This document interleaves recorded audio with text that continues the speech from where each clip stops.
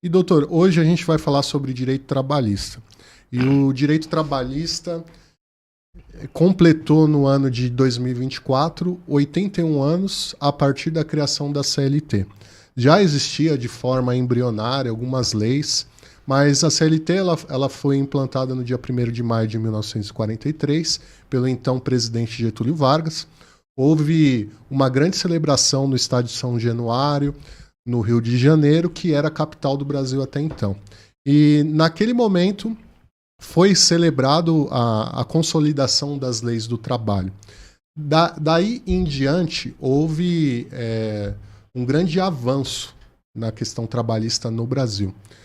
Mas, do ponto de vista seu jurídico, existem alguns países, como por exemplo Estados Unidos, Suíça, Alemanha, Japão, que têm um modelo trabalhista diferente do Brasil. E são países desenvolvidos, diferente do Brasil, que ainda é um país em subdesenvolvimento. O que você pode trazer assim de comparação e de conhecimento e qual que é os benefícios específicos que a CLT brasileira tem que nesses outros países não tem? Interessante. Vamos lá. A CLT, a origem da CLT, ela vem da reforma da Revolução Industrial. Porque trabalhava-se muito por muitas horas e ganhava-se pouco, né? E isso vem lá do século passado. Então, a lei ela veio para proteger o trabalhador. Então, nós estamos voltando aí 81 anos atrás. Hoje, o trabalhador, em 2024, muitas vezes não tem o seu direito básico reconhecido. Não tem o mínimo de segurança no trabalho. Então, imagine isso há 81 anos atrás. Então, o governo, né, à época, o então presidente Getúlio Vargas, ele trouxe o quê? Uma proteção à classe operária. Eram pessoas que estavam desprotegidos de quaisquer direitos. Então, o direito do trabalho, ela tem uma função social. Ela veio trazer um equilíbrio para a sociedade.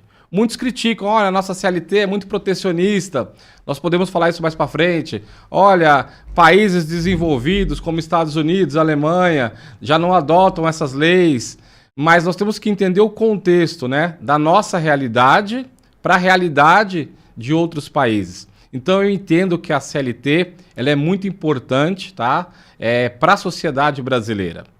Em que pese tenhamos nela algumas reformas, como tivemos recentemente nas leis trabalhistas em 2017, uma reforma nociva que tirou alguns direitos dos trabalhadores, mas a CLT resiste. Então, o intuito da CLT foi trazer o quê? Proteção aos trabalhadores.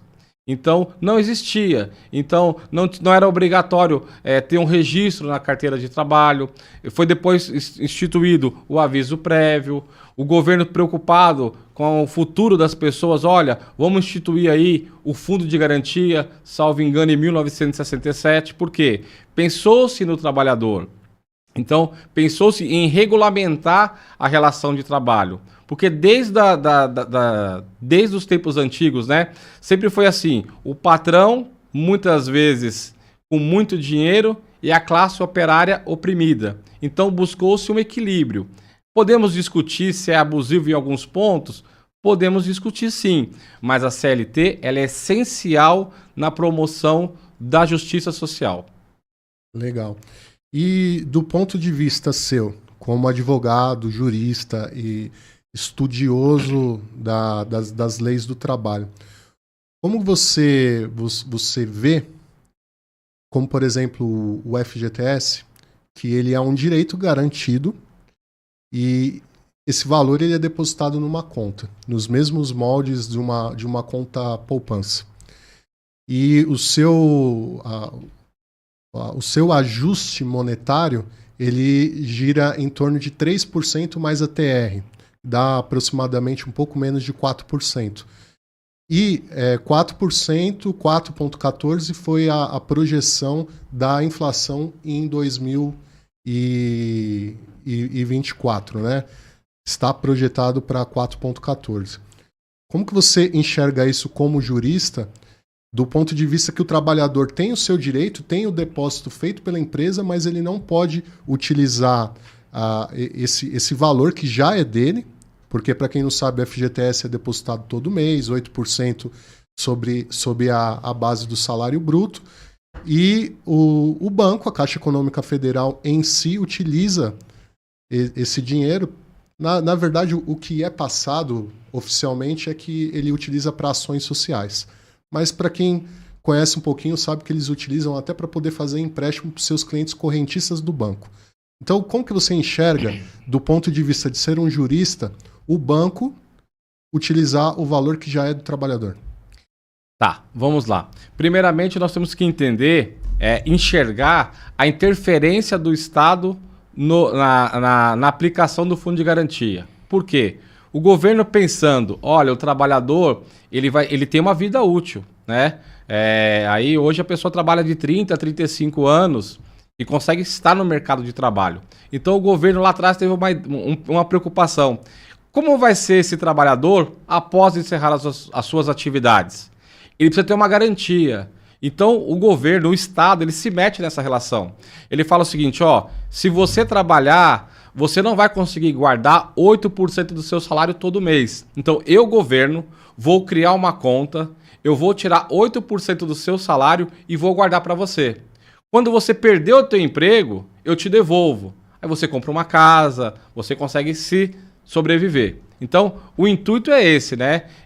Essa é a finalidade do Fundo de Garantia. É claro que nós estamos no Brasil, e aí começa a mudar um pouco as coisas. Qual que é o ideal? O ideal é esse dinheiro ficar em posse da Caixa Econômica Federal e ela ser reajustado conforme o índice de inflação. Porque com a inflação o dinheiro vai perdendo poder de compra. Então, o FGTS ele tinha uma outra correção. Recentemente, salvo engano, no último mês, o STF decidiu o seguinte, olha, a correção do fundo de garantia tem que ser equiparada à inflação. Então nós vamos ter a partir de agora essa equiparação correta. Mas o trabalhador perdeu muito dinheiro ao longo desses anos. Porque, como foi dito, o FGTS rendendo 3 a 4% ao mês e tivemos anos aí no Brasil de inflação a 90% ao ano. Na década de 80, no início dos anos 90. Então, assim, o trabalhador foi muito prejudicado. Hoje, entendeu-se pela correção junto a... Meu Deus, peraí. A Caixa Econômica Federal. Não, hoje vai corrigir junto à inflação. Então, vai diminuir a perda. Mas, ao longo do tempo, houve realmente um grande prejuízo aos trabalhadores. Mas é importante dizer o quê? A importância do Fundo de Garantia. Hoje, as pessoas que não trabalham com registro em CTPS, o famoso registro em carteira, elas não têm acesso à conta vinculada no Fundo de Garantia. Isso faz muita diferença. Quem trabalha com pejotização, você abre uma empresa para poder prestar serviço, você também deixa de ganhar o seu fundo de garantia. Então, o fundo de garantia ele tem a sua finalidade, principalmente utilizado na habitação. A Caixa tem os seus financiamentos e pode ser amortizado as dívidas para poder pagamento do imóvel, mas o fundo de garantia ele é um benefício ao trabalhador. Agora, em relação à correção, infelizmente, o governo aí, nos últimos anos, ao longo do tempo, prejudicou o trabalhador. Então, nesse caso do Fundo de Garantia, já existe uma medida provisória que vai fazer a revisão de todo esse período. Na verdade, o STF decidiu o seguinte, recentemente, olha, tem que corrigir pela inflação. Agora eles vão fazer uma modulação para evitar, que o judiciário fique entupido de processos, eles vão fazer a modulação. Olha, a partir de tal data vai ser corrigido. Para trás, infelizmente, perde o trabalhador. Legal. E falando de direito trabalhista, a base de toda a relação entre empregado e trabalhador é o contrato de trabalho.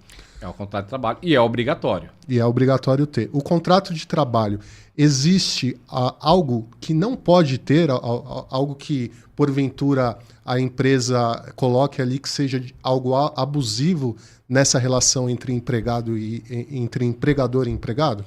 Olha, eu já passei dos 40, então não vou falar a idade aqui, mas já passei dos 40. Antigamente, quando eu via assim, anúncios em jornais, e a sociedade vai mudando muito, e nós temos que estar atentos a essa mudança da sociedade, Eu me lembro que lá no jornal, no anúncio de trabalho tinha, olha, Precisa de recepcionista, boa aparência, experiências de 10 anos. Então, assim, e eles exigiam isso na contratação. Então, com o passar do tempo, a própria lei foi se aprimorando. Olha, hoje não pode mais exigir boa aparência na contratação. Tá? Não pode exigir experiência superior a 2 anos. Então, essas coisas não podem constar no contrato. Olha, eu exijo no contrato que você tenha uma boa aparência. Olha, tá no contrato que você precisa ter uma experiência acima de 10 anos. Então, com o passar do tempo, com a transformação da sociedade, o direito vai se transformando no seu dia a dia. Então, coisas que eram comuns alguns anos atrás, hoje não pode acontecer. Então, a Justiça do Trabalho, ela tem uma coisa peculiar. Não importa muitas vezes o que está no contrato. Na Justiça do Trabalho, sempre vai valer o quê? A realidade dos fatos. Então, olha, eu quero trabalhar sem registro. Não, mas eu não quero trabalhar registrado. Não pode. É um direito indisponível. Você não pode querer não trabalhar registrado. Então, é dever do empregador te registrar. Então, existem direitos indisponíveis que, por mais que as partes cheguem num acordo e coloquem no contrato de trabalho, se não estiver observando a CLT, provavelmente terá sérios problemas na justiça. Ainda nessa linha, falando de contrato de trabalho, às vezes a gente observa algumas exposições para captação de vagas, como, por exemplo, vaga afirmativa para pessoas negras, vaga afirmativa para LGBTQIA+. Do ponto de vista trabalhista, é claro que a gente sabe que existe a preocupação das empresas em criar uma inclusão.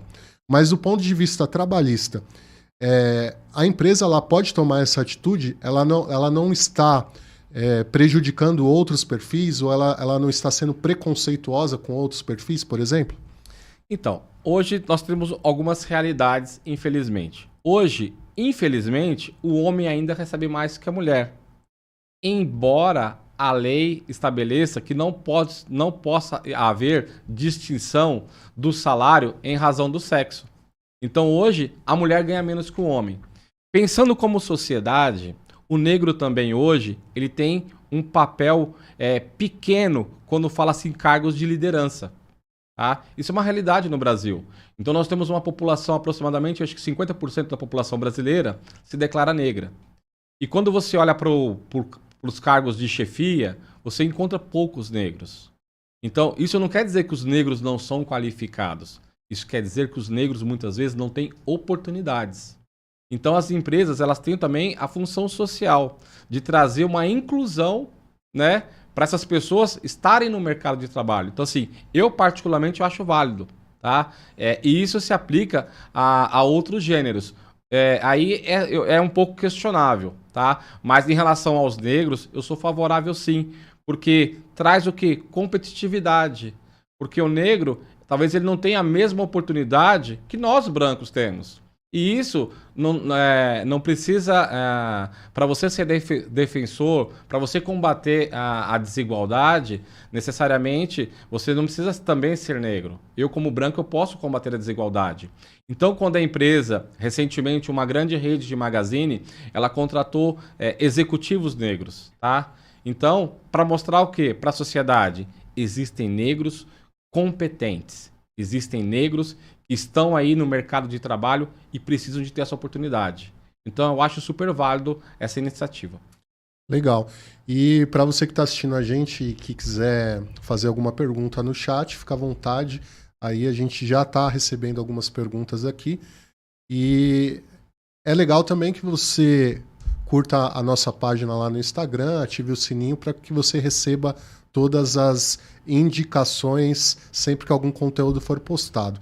A gente já tem algumas perguntas aqui, eu vou pedir para a produção trazer aqui para o doutor responder. Vamos lá. Peguem leve, pessoal. Nós temos algumas perguntas aqui em relação ao horário da jornada de trabalho, a férias, né? Acredito que a gente vai entrar bastante nesse tema. A primeira pergunta aqui do Wagner é: uma empresa pode impor folgas forçadas para depois solicitar que o funcionário cumpra banco de horas negativo quando solicitado? E aí entra também na pergunta da Paola: o funcionário é obrigado a trabalhar em horário diferente do que foi contratado quando a empresa precisa? Vamos lá, por partes. Existe uma coisa muito importante, tá? Por isso a importância do contrato de trabalho. O funcionário não é obrigado a trabalhar em local diverso do que foi contratado, muito menos em horário diverso do que foi contratado, salvo com seu consentimento. Então, olha, eu trabalho no turno da manhã, a empresa quer me transferir para o turno da noite, mas eu não quero. Sou obrigado a me transferir? Não, você não é obrigado a se transferir. Tá? O contrato de trabalho ele tem validade. Caso haja um interesse, um acordo mútuo entre as partes, caso você concorde com a transferência, aí sim poderá ocorrer. Mas a empresa não pode te obrigar. Ah, mas ela falou que... Aí geralmente é assim, né? Ou você muda ou pede demissão. Nenhum nem outro. O que pode ser feito é o funcionário entrar com uma rescisão indireta. O que é a rescisão indireta? A rescisão indireta nada mais é do que a justa causa do trabalhador na empresa. É possível sim. Então, funcionário, você está trabalhando. Se a empresa se recusa a cumprir o que está no contrato, você pode ir no judiciário e discutir isso. Legal. Tem mais alguma pergunta? Eu posso seguir aqui. Tem a pergunta da Fernanda, que é: a empresa pode te obrigar a exercer uma função, mesmo que essa função não é a que está em contrato? Então, volta para o mesmo tema, né? Quando você é contratado, precisa ter algumas informações básicas lá. A sua remuneração, a sua carga horária e a função a ser exercida. Caso a empresa comece a te dar uma outra função, o que você pode fazer é pedir na própria Justiça do Trabalho um acúmulo chamado de desvio de função. Então você não é obrigado a cumprir. E se a empresa se recusar também a te obrigar, né, a te coagir a cumprir essa função divergente do que está no contrato, você pode também pleitear na justiça a rescisão indireta do contrato. Só uma ressalva. O que é importante a rescisão indireta e não pedir demissão? Quando você entra com uma rescisão indireta e consegue essa rescisão indireta na Justiça do Trabalho, você recebe todos os seus benefícios. Aviso prévio, 13º proporcional, férias proporcional, a liberação do fundo de garantia, os 40% de multa do fundo de garantia e o seguro-desemprego. Legal, doutor. Já que você falou da questão do contrato de trabalho, tem uma questão que é dúvida de muita gente, que é a questão do banco de horas. Eu queria que você trouxesse para a gente como que funciona essa questão do banco de horas, quais são as exceções que podem ser feitas e quais são as aberturas que podem ser feitas, as exigências que a empresa pode fazer nesse sentido do banco de horas, algo que não seja indevido por parte da empresa. Então, primeiro me explica o que é o banco de horas e o que a empresa pode pedir ou não para o trabalhador. Tá. Como eu disse, a reforma trabalhista em 2017, ela trouxe essa inovação, né? Já existia, mas ela trouxe uma regulamentação sobre o tema. Então, hoje, a empresa pode fazer um acordo individual com o trabalhador. Entre os dois somente. Olha, vamos instituir o banco de horas. Você aceita? Como funciona? Ela não paga as horas extras. Então, olha, hoje eu preciso que você fique 1 hora mais tarde. E aí você vai criar um banco de horas. Olha, tem 1 hora positiva. Amanhã, olha, eu preciso ir no dentista, eu vou sair 1 hora mais cedo. Então, há feita essa compensação nesse banco de horas. Primeira coisa, precisa ter um contrato por escrito entre empregado e empregador. Segunda coisa, a empresa precisa fornecer o relatório mensal de quantas horas o funcionário tem no seu banco, se é negativo ou positivo. Quando o acordo for individual, esse banco de horas não pode exceder a 6 meses. Deu 6 meses, eu tenho horas positivas, a empresa tem que pagar essas horas. Não pode ficar prorrogando. Quando é feita por acordo coletivo, então esse banco tem duração de até 1 ano. E sempre assim, o trabalhador ele tem que ter acesso ao banco para controlar. Olha, hoje eu trabalhei 6 horas. Ele vai lá vendo o saldo que está no banco de horas dele. Então, é um acordo entre as partes que a lei autoriza, né? Agora tem algumas exceções. Quem trabalha na escala 12/36 não pode ter banco de horas. E uma coisa importante também, quem trabalha 8 horas diárias só pode fazer no máximo 2 horas extras por dia. Então, tem o banco de horas, então eu vou dobrar a jornada hoje. Não pode. Só pode trabalhar no máximo 2 horas extras por dia. Bom, interessante. E ainda falando sobre isso, o senhor falou que existe os acordos coletivos e existe o acordo individual. O acordo individual independe da função? Então, por exemplo, a pessoa exerce o cargo de caixa de supermercado, por exemplo. Então, tem várias pessoas trabalhando na mesma função.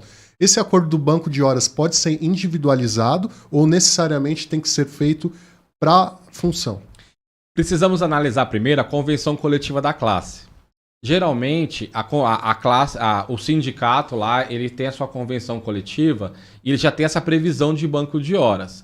Caso não tenha nenhuma previsão na convenção coletiva, o empregador pode fazer diretamente com o funcionário um acordo simples. Olha, você aceita, assina aqui, eu assino aqui, um acordo direto, sem nenhum problema. Independe da função. Legal. Alguns benefícios, como vale transporte, refeição, vale alimentação, assistência médica, esse tipo de benefícios que são comuns ao dia a dia das empresas e do trabalhador. Eu queria saber o seguinte, quais desses benefícios são obrigatórios? Quais desses benefícios que a empresa obrigatoriamente tem que ceder para o funcionário? Tá, vamos lá. É importante sempre conhecer a categoria que você está trabalhando, né? Por quê? Através desses acordos coletivos, o sindicato ele busca benefícios para a sua categoria. Então, o sindicato vai negociar com o sindicato dos patrões. Olha, vamos negociar? Vamos. Ou vamos dar vale alimentação para a nossa classe? Vamos. Quanto vai ser a diária? Vai ser X. E vale refeição? Vamos ter previsão também? Vamos. Olha, nós queremos aqui dar uma cesta básica também. Tudo isso é negociável. Tá? Agora, o vale transporte. O funcionário que depende de condução para poder ir até o trabalho é um direito do trabalhador. Isso não precisa ter previsão na convenção coletiva. Então, é direito do funcionário ter o vale transporte, desde que ele vai ter 6% descontado do seu salário. Então, usou transporte público para ir trabalhar, a empresa é obrigada a fornecer. Vale alimentação, vale refeição, aí precisa verificar a classe, né? E se tem alguma previsão no seu sindicato, na sua convenção coletiva, perdão. Legal. E do ponto de vista do vale refeição e alimentação, há muita dúvida dos trabalhadores porque muita gente confunde a finalidade de cada um desses benefícios. O senhor poderia explicar para nós o que é o vale refeição e o vale alimentação? Qual que é a diferença deles e qual é aquele que eu posso descontar como empregador no momento que o trabalhador falta ou fica ausente por algum motivo? Tá, vamos lá. O vale alimentação, uma coisa muito importante, tá? Que é uma prática, hoje nem tanto, que eu falei, a sociedade vai evoluindo, né? Na minha época, que eu já passei dos 40, vinha um tabletinho assim, com vários tickets, né? Então as pessoas não tinham cartão alimentação, nem vale alimentação. Era um ticket que você destacava e você às vezes comprava e ficava com crédito e recebia. E era muito comum a venda desse ticket, né? Então só que uma dica muito importante para o trabalhador, vender vale alimentação ou vale refeição é motivo de justa causa. Tá? Então não faça isso. Mas tem o cara lá que tem a maquininha que passa e compra. Se a empresa tiver ciência, você poderá ser dispensado por justa causa e não ter todos os seus direitos na hora da rescisão. Então isso é muito importante, porque às vezes chega no chefe, chefe, eu vou sair mais cedo que eu preciso vender meu VR. Não faça isso, né? Em hipótese alguma. Acho que todo mundo já fez isso. Eu também já fiz. Então, quem nunca, né? Mas fica aqui a dica. Então, assim, o vale alimentação, né? Que como nós falamos, são benefícios, né? Então, o vale refeição, ele é utilizado para fazer a sua própria refeição, né, no dia a dia. E o Vale Alimentação é aquele que é estendido para compras em supermercados, que paga no açougue, que é aceito no açougue, né? Então, ele tem essa natureza, não tem a natureza salarial. Ela é um benefício para o trabalhador. Desde que, aí tem uma outra pegadinha, o Vale Refeição e o Vale Alimentação não pode ser pago em dinheiro. Se a empresa paga o Vale Refeição ou o Vale Alimentação e até mesmo o Vale Transporte em dinheiro, esse valor ele pode ser somado na sua remuneração. Isso vai impactar no cálculo de férias, 13º, fundo de garantia. Então isso como se diz, aumenta o custo do trabalhador. Então, quando a empresa opta por pagar Vale Alimentação, Vale Refeição, também a empresa não paga porque é boazinha. Ela também tem descontos, né, lá no FAT, no Fundo de Amparo ao Trabalhador. Então, ela paga o benefício, mas ela também reverte, né, diminui o pagamento de impostos. Então, assim, é um benefício para o trabalhador, mas a empresa ela também tem um desconto por promover esse benefício. E uma coisa importante que o senhor disse foi sobre descontar ou não de quem falta. É um assunto muito polêmico, porque nós não temos na justiça uma decisão pacificada. Então, olha, o funcionário apresentou atestado, vai ficar 5 dias afastado. Eu posso descontar o vale-refeição dele? Ele não vai comer? Não é assim. Então, assim, hoje, tá? O entendimento da justiça majoritário é o qual? Não pode descontar. Não pode descontar. E nenhuma exceção, mesmo em caso de férias, caso de afastamento. De férias, sim, porque o contrato fica suspenso, né? Ele não está trabalhando. Mas, olha, eu estou doente, eu faltei, e aí eu vou lá, faltou um dia, desconto o VR dele, porque ele faltou. Então, a justiça tem entendido, não é pacificado, ou seja, você vai encontrar juiz que entende que sim, vai encontrar juiz que entende que não. Mas a maioria entende que o desconto é indevido, não pode descontar. Entendi.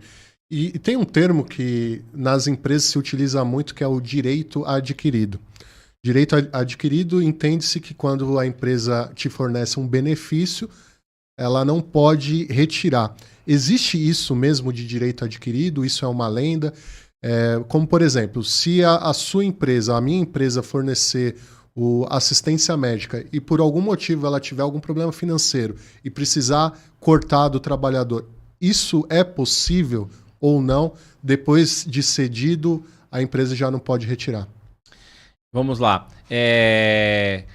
O direito do trabalho, né, ele é regido por alguns princípios. E o princípio principal é a irredutibilidade do salário.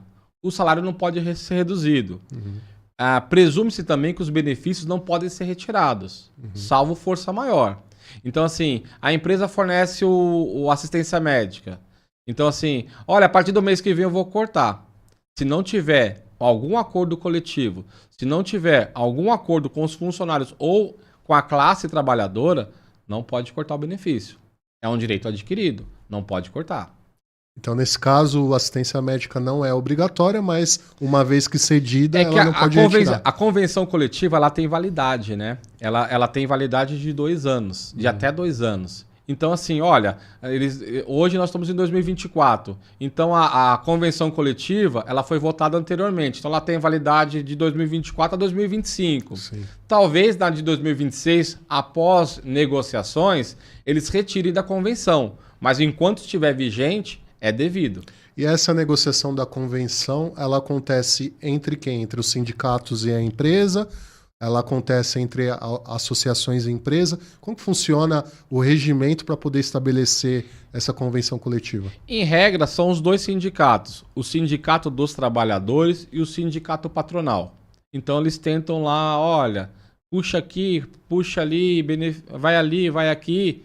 E quando precisa, o judiciário faz a intervenção. Isso é muito comum em caso de greve, né? Olha, anunciou aí que vai entrar de greve, a quarta-feira não terá greve dos ônibus.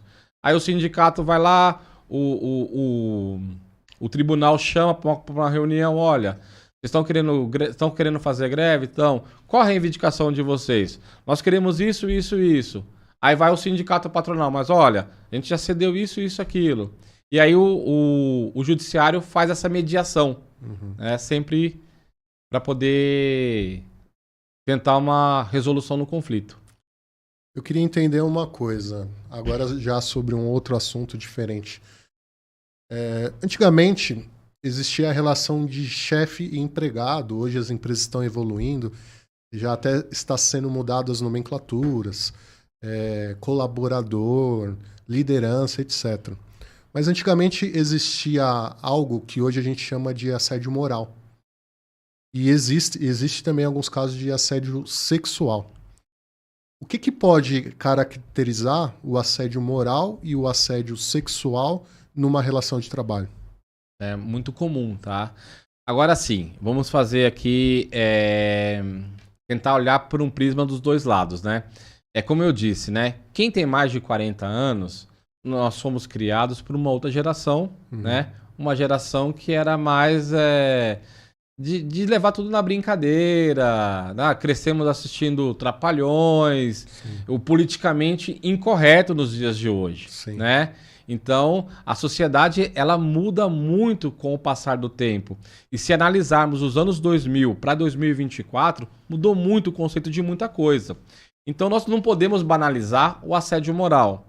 Mas também existem alguns casos concretos no escritório, né? Chega o cliente lá, senta. Ah, eu estou sendo assediado moralmente por meu chefe. Ah, o que aconteceu? Deixa eu entender a história. Eu faltei e ele brigou comigo. Ou eu chego todo dia atrasado e ele fica de cara feia, fica pegando no meu pé. Assim, chegar no horário é obrigação do funcionário, né?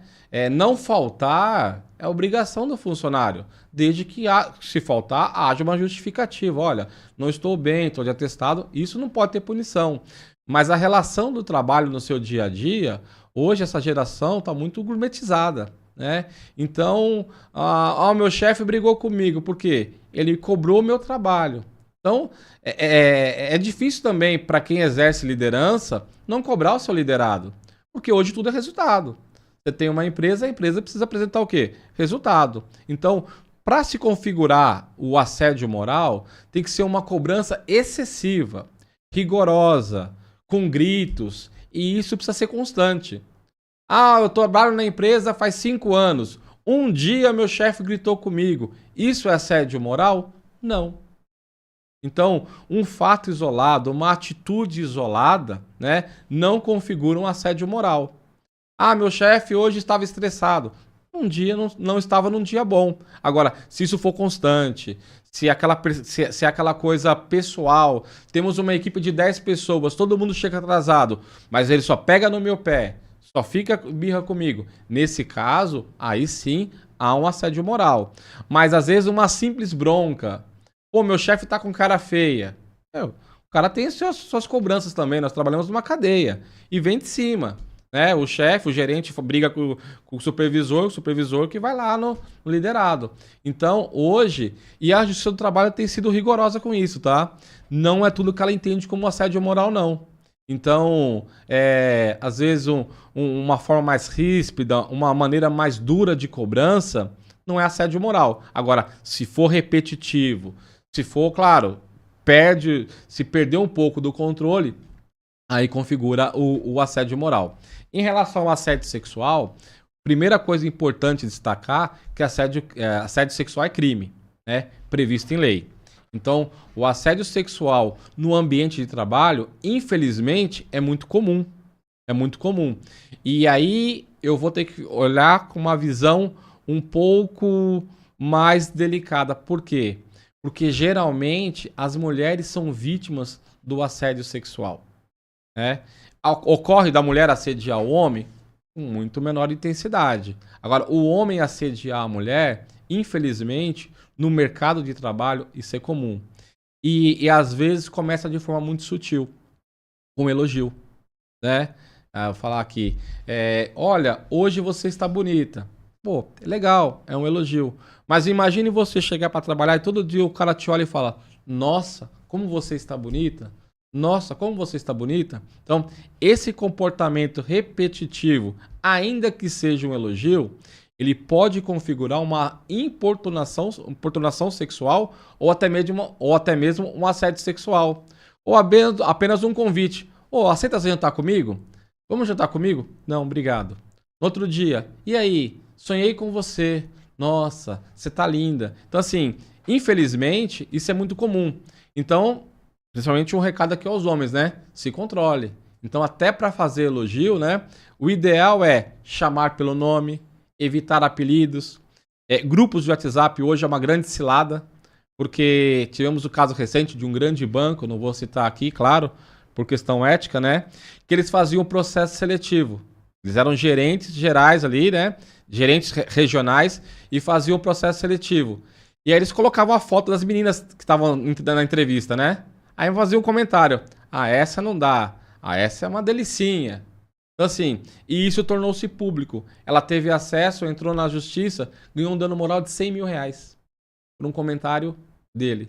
Então assim, hoje o assédio sexual é uma realidade. As empresas precisam se proteger. E precisa proteger as mulheres, criando canais de denúncia. Então, contato físico. Temos histórias do escritório do chefe que chegou realmente a tocar na funcionária, né? E isso é gravíssimo. Precisa ser denunciado tanto na empresa quanto na autoridade policial. E nesse caso do assédio sexual, ele não é julgado pela Justiça do Trabalho, e sim pela Justiça Criminal, é isso? Não, vamos lá. Tudo que ocorre dentro da relação de trabalho, a Justiça do Trabalho tem competência para processar e julgar. Sim. Então, o assédio sexual, ele vai ser julgado e processado. Se for no ambiente de trabalho, ele vai ser julgado na Justiça do Trabalho. Entendi. Bom, interessante. E se acontecer, como há bastante casos que acontece, do relacionamento entre funcionários, como que a empresa ela pode agir nesse caso? Antes do senhor responder, eu vou ler aqui alguns comentários. Sim. E aí o senhor já responde em seguida. Tem bastante gente elogiando aqui. Se for tudo isso de amigos, você já pode se candidatar a vereador, porque... O Pix daqui a pouco vem na conta, pessoal. Obrigado. Viu? Ó, eu vou ler alguns aqui. Acla Moura, doutor Danilo, ótimo advogado. Ana Paula, o melhor que eu conheço. Gatona, tá vendo? Até a Gatona... Essa gatona me complica, hein? Meu Deus do céu. A Gatona mandou aqui, o melhor. Ricardo Alan Almeida, parabéns. Edivane Filho mandou uma figurinha aqui de um troféu. Gerson Oliveira aplaudindo. Paula Catarina Nascimento Mota, o melhor. Magda Borba, excelente advogado. Se você for ler todos aqui, eu vou ler os mais... Obrigado, pessoal. Daqui a pouco o Pix chega na conta aí, viu? Jefferson Silva, nota 10. Elizabeth Siqueira, excelente advogado. O Valber Bonfim. Fala que esse cara aí é monstro. Eu sou cliente e super indico. Obrigado, Valber. Tá pagando Pix bem aí mesmo. A Ângela da Silva. Muito bom ter acesso a essas informações. Parabéns. Joelma Santos, melhor advogado, super recomendo. Aí o Valber Bonfim. Gostaria de perguntar o seguinte. Funcionário trazendo atestado online, possivelmente falso. Como prosseguir? Qual que é o procedimento quando a empresa recebe o atestado falso? Tá. A empresa, quando recebe o atestado, ela pode e deve verificar a veracidade. Ela pode entrar em contato com a instituição que forneceu, né, no caso lá, e certificar se essa pessoa esteve realmente naquele local, se passou naquele médico, e às vezes se tem o CID, se realmente corresponde àquele CID. Ela pode verificar. Se o local não reconheceu o atestado como verdadeiro, ela tem que aplicar uma demissão por justa causa imediatamente no funcionário. Legal. Agora, voltando na questão do assédio sexual, se acontecer do envolvimento consensual entre partes, entre a funcionária e o funcionário, ou pessoas do mesmo sexo ali, como que a empresa pode entender isso? Ela pode dar alguma punição em relação a isso?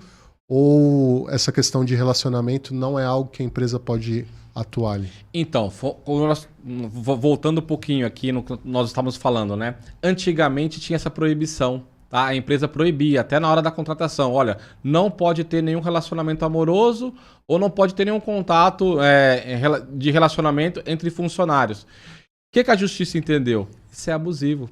Isso fere a intimidade do trabalhador. A empresa não pode exigir com quem eu me relaciono ou não.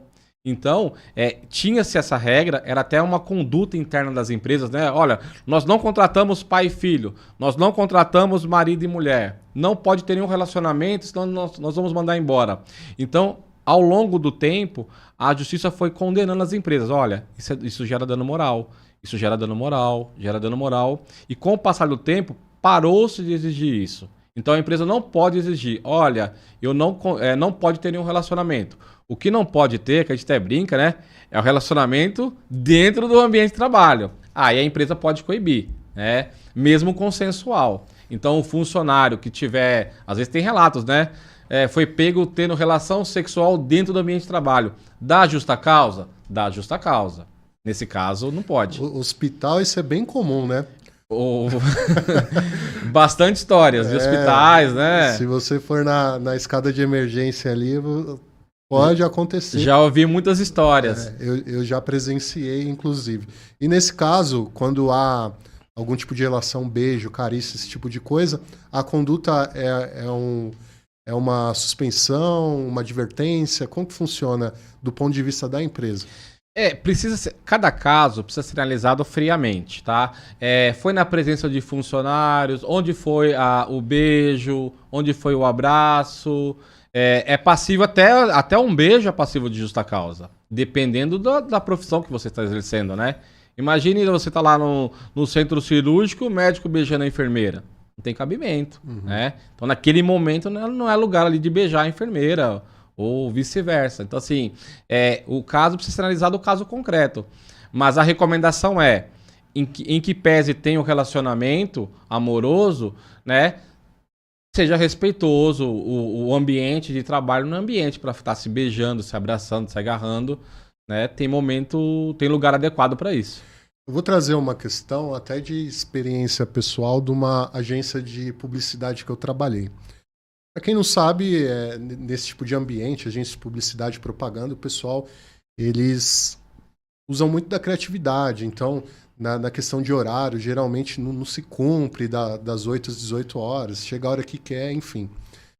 E teve o caso de uma agência que eu trabalhei que existia o cantinho da maconha. Era um local ali onde as pessoas iam fumar maconha porque vinha de cima para baixo que se você utilizasse a maconha, você ia ter mais criatividade. Então, era um ambiente aberto, tinham árvores, os bancos ali para a pessoa sentar e interagir com outras pessoas. Bom, o senhor falou que tudo, desde que tenha a concordância entre as duas partes, e aquilo pode ser feito de alguma forma. Mas e para quem não usa maconha, que no caso eu naquela época? O que eu poderia fazer nesse caso, sendo funcionário e trabalhando ali naquele ambiente, já que a maioria tinha concordância? Vamos lá. Recentemente também, né, o STF, como sempre, está se metendo em tudo, né, mais do que as suas atribuições.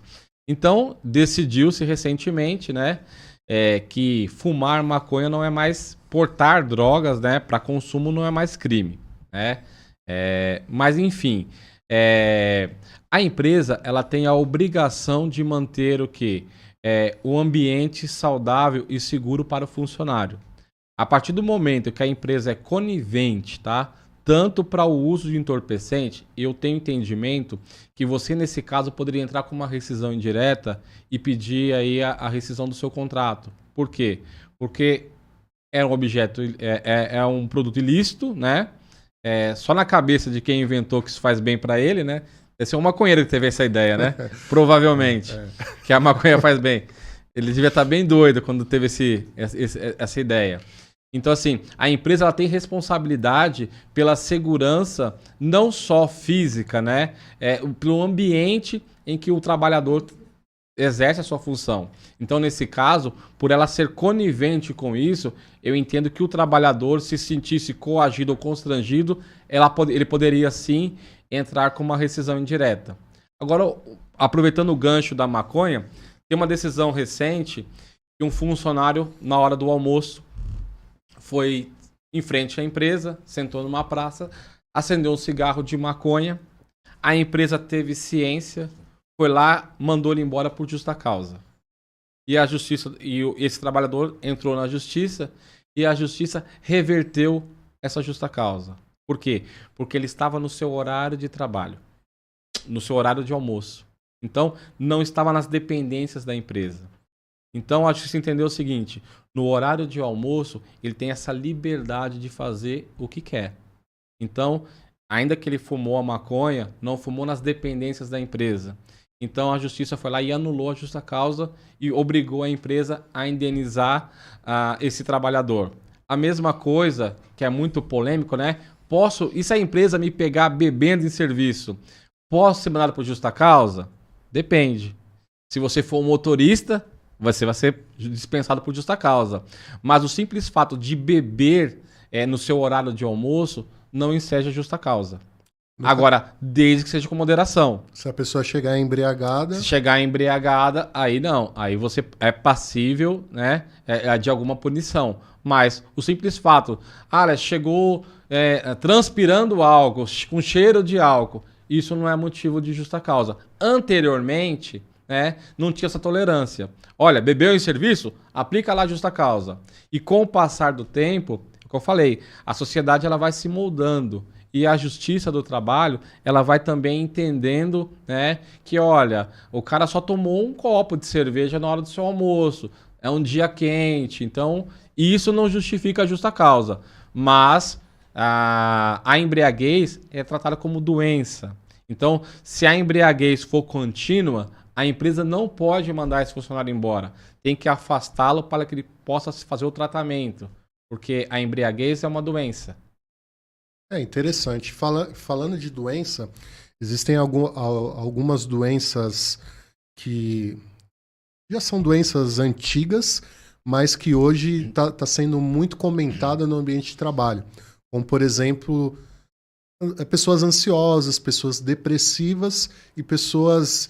Síndrome de burnout, por exemplo, que é uma síndrome causada pela exaustão emocional em ambiente de trabalho. Como que a Justiça do Trabalho entende isso? Quando a pessoa entra, ela faz um atestado médico admissional. E lá o médico coloca se a pessoa tem alguma pré-existência de doença. Se ela desenvolver isso no período da relação de trabalho, como que a Justiça entende isso? Tem que ser igual a esse caso do alcoolismo, pedir afastamento, a empresa pode pedir afastamento para essa pessoa ou não? Como que a justiça entende isso? Tá, vamos lá. O trabalhador, existem doenças e doenças. Existem doenças que são doenças genéticas. Existem doenças que o trabalhador ficaria doente independente de estar trabalhando nessa função ou não. O que a justiça entende? Que o nexo causal, ou seja, a causa da doença, o que causou a doença? Se o que causou a doença foi o relacionamento, o trabalho, o ambiente de trabalho, se isso causou a doença, ela é chamada uma doença ocupacional, devido à sua ocupação. Então, nesse caso, se a doença tiver nexo com a atividade que você exerce, é equiparada a um acidente de trabalho. Logo, o trabalhador tem uma estabilidade. Então o trabalhador precisa se tratar. E se a empresa, de alguma maneira, causou essa doença no trabalhador, ela vai ter que indenizá-lo. E isso é muito comum, porque são doenças dos novos tempos. Síndrome de burnout, depressão, ansiedade. E isso decorre do quê? De cobranças excessivas. Né? E toda vez que eu lembro de cobrança excessiva, eu lembro da Dilma, da presidente Dilma, né? Sim. Quando chegar na meta, você faz o quê? Dobra a meta. E no mercado corporativo isso é muito, né? E é muito comum. Então a pessoa chega saudável e volta no assunto do começo, né? Da CLT, de proteger o trabalhador. O que é um trabalhador diante de um banco? Então, ó, vamos pegar um banco X aí, aquele que faz o arroba, tem um faturamento trimestral de 7 bilhões. E um trabalhador que ganha lá, gerente, ganha 7 mil reais. Olha um banco que fatura 7 bilhões e olha esse trabalhador, ainda que gerente, que ganha 10 mil. Uhum. É muita diferença. Então, não tem como ser justo essa relação entre um banco e um simples gerente. Então, a Justiça do Trabalho, ela vem o quê? Tentar equilibrar as forças. Então, e hoje, as pessoas estão cada vez mais descartáveis. Olha, eu quero ver os seus números. Então, o primeiro mês passa, o segundo mês passa, o terceiro mês eu vou te trocar. Uhum. E aí você assume compromissos. Todo mundo trabalha porque precisa. Sim. Trabalha porque tem seu compromisso, tem família, paga aluguel, paga escola pro filho. Então, o trabalho tem essa função social. A pessoa trabalha para sobreviver, né? O trabalho foi o castigo de Adão, né? Lá no Éden. Exatamente. Foi o castigo do Adão. Tudo culpa do Adão. Culpa então. do Adão. Então, assim, precisa sobreviver, precisa trabalhar. Então, você vai ter que trabalhar. Uhum. Então, as pessoas, a empresa tem que ter esse olhar um pouco pro trabalhador. Porque alguns me criticam, poxa, você só quer ferrar os trabalhadores, os patrões? Em hipótese alguma. Porque uma empresa saudável também vai ter condições de pagar o seu funcionário. Então ninguém quer prejudicar a empresa. Mas a lei precisa proteger alguém nessa relação. Então, a pessoa está lá, começa a trabalhar com 20, 25 anos na empresa, começa a crescer, vai subindo de cargo, vira gerente, aí chega perto dos 50, não, manda embora. Por quê? Começou a ficar doente e você leva o problema para casa. Porque você chega, olha, você não bateu a meta hoje, você vai embora triste. No outro dia você não bateu a meta. Aí começa, olha, vai ficar difícil te manter, hein? Aí você já pensa, poxa, mas eu tenho tantos compromissos, eu me comprometi com essa renda, eu tenho com a minha mulher, eu tenho meu filho, eu tenho escola a pagar. Aí começa aquela pressão, olha, tô falando nada não, mas mais um mês desse jeito... Eu falo por experiência própria, né? Eu prestei serviço aí por 5 anos para um grande banco também. E chegou no momento que eu trabalhava das 9 às 18, eu trabalhava das 9 às 19, das 9 às 20, das 9 às 21, das 9 às 22. E nunca estava bom. Eu nunca bati a meta. Isso começou a me causar problemas físicos e psicológicos. Então a justiça ela precisa proteger esse trabalhador. Então, como é que se prova isso? Com laudo médico, com receita médica, com afastamento. Então, o juiz não é médico, né? Ele pega o trabalhador, quando tem esse pedido de burnout, ele manda para um especialista e fala assim, olha, passa um laudo nesse camarada aí, como é que ele está se sentindo? Essa ansiedade, essa pressão que ele sente, qual que foi a origem disso? E aí, provando que teve origem no contrato de trabalho, espera um pouquinho, a empresa causou esse malefício a ele. Então, ela vai ter que repará-lo. Além de que, enquanto ele estiver doente, não pode mandar embora. Vai tratar, vai afastar, vai dar o auxílio-doença. Mas esse cara não pode ser substituído por outro. Então, é uma doença muito recorrente. É cada vez mais comum o burnout, esse esgotamento, porque o trabalhador ele cada vez mais exausto, dá o horário, ele não pode ir embora porque tem que entregar relatório, tem que entregar planilha, tem que entregar meta, e aquela cobrança excessiva, você precisa, chega uma hora que fica doente, não aguenta. Então, e aí começa a tomar remédio controlado, começa a sentir coisas que não sentia, e isso vai desencadeando aí até mesmo suicídios. Pessoas se matam, por quê? Não vejo saída, eu vou perder o emprego, a vida tá difícil, trabalhando 14 horas tá difícil, imagina se eu perder esse emprego. Então, a Justiça do Trabalho, ela busca promover o quê? A justiça social. Então, esse trabalhador precisa ser protegido. E se tiver, aí vai ter uma análise probatória. Se tiver nexo a doença que eles têm com a atividade que ele exercia, é doença ocupacional. E tem a estabilidade e gera o dano moral. E a empresa tem responsabilidade, sim.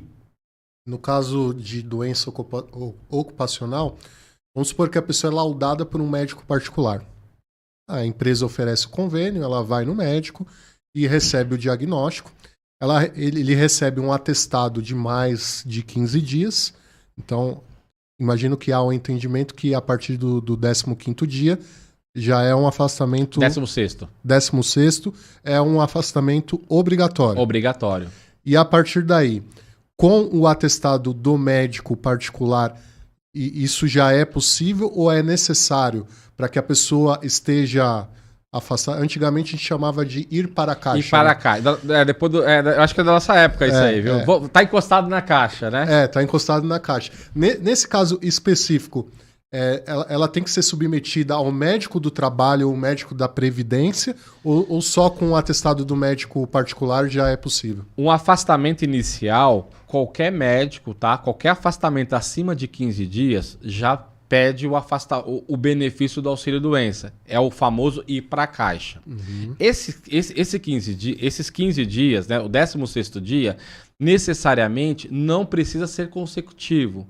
Então, se nos últimos 2 meses o funcionário apresentar atestados com o mesmo CID ultrapassando 15 dias, a empresa pode encaminhá-lo para a Caixa Econômica, né? Para a Caixa, Sim. desculpa, Caixa Econômica não, para a Caixa. Ou seja, vou encaminhá-lo para o INSS para ele receber o auxílio-doença, tá? Isso não precisa ter um laudo, não. Aí, lá no INSS, ele vai passar por um médico perito do INSS para ver se ele vai receber o benefício ou não e por quanto tempo. Após isso, o médico do INSS vai falar assim, olha, está apto ou não. Se tiver apto, volta para o trabalho. Voltando para o trabalho, ele passa no médico do trabalho, tá apto, volta a exercer as suas atividades, normalmente. Agora, se for um caso crônico, se for um caso mais grave, a pessoa não precisa ter um laudo médico.